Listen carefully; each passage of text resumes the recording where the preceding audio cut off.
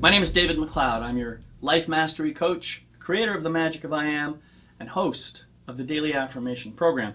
Welcome to this week's video presentation. When I was a young boy, I got a very distinct message that it wasn't okay for me to share or express my emotions.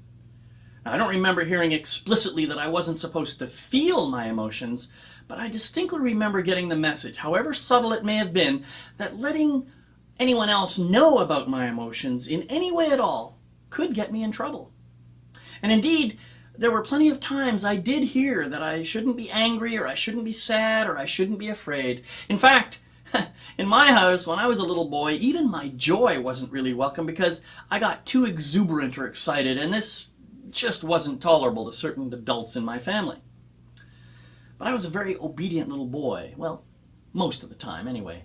And I really did want to keep my parents as happy as possible. So I tried really hard to keep from feeling anything, even though that turned out to be nigh on impossible. What I ended up doing was stuffing a lot of my emotional energy as deep down as I possibly could, not realizing that I was actually doing myself energetic harm. Well, as you can imagine, that stuffed energy had to go somewhere. But even if it did seem to go away, at least for a while, sometimes it would come out sideways, and sometimes it could actually hurt people who were close to me.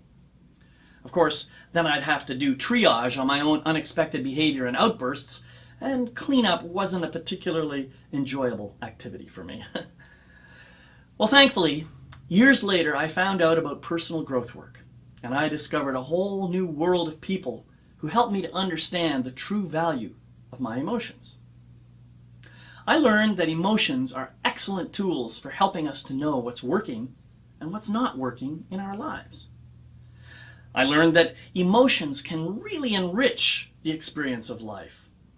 I learned that emotions are very much the language of the soul, a way for our inner wisdom to communicate with the mind of our physical world.